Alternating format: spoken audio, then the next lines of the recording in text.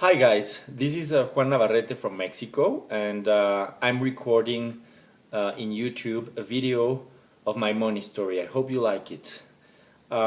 This happened in 2011 while I did a trip to Bhutan, an evaluation trip for the Bhutan Development Bank that at the time was receiving support from UNCDF to expand outreach and operations throughout the country. As you know, the geography of Bhutan is very complicated. There are very high mountains and the population is mostly rural and located in very isolated areas. In some cases, communities were located probably a day away walking or by horse from the nearest branch of this bank.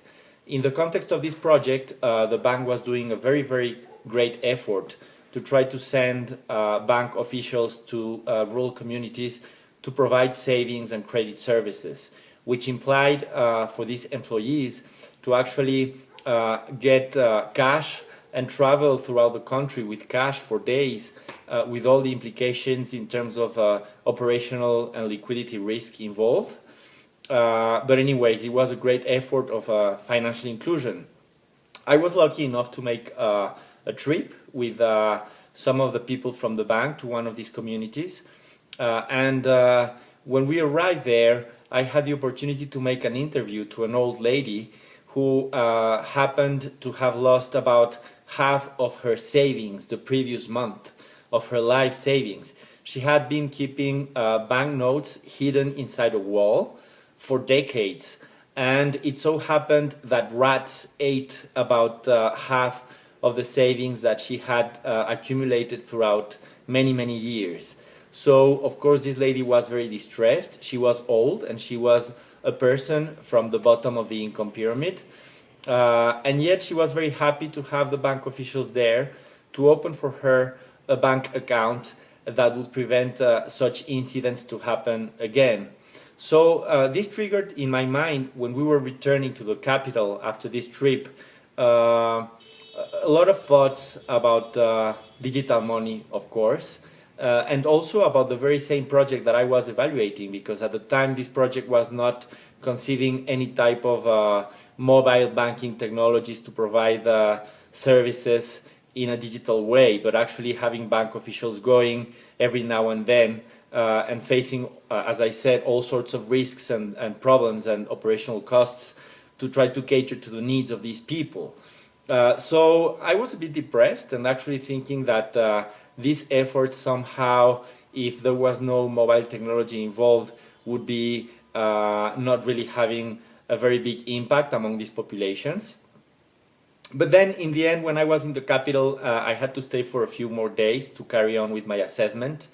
And I was more surprised when I knew that some of the bank people with whom I had traveled the days before had talked to some government officials about this lady who had lost her savings because of the rats that had eaten the banknotes.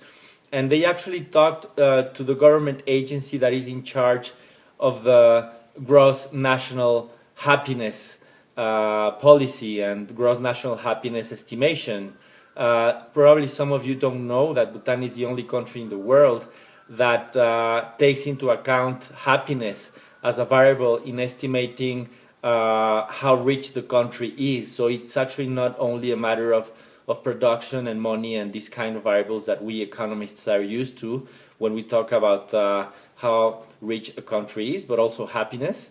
And the Happiness Commission, which is a government agency, was actually evaluating the ways in which this lady that lost her money, her savings because of the rats, could actually recover at least part of the money that she lost. I wonder whether this could happen in another country where there is no such estimation of happiness and the consideration of this variable into the national accounts. But anyways, this made me a little bit happier about this lady, and of course made me think more and more about digital money, and that's probably why I'm taking this course at the moment. So I hope you like this story, and I am very much looking forward to your comments. Thank you very much.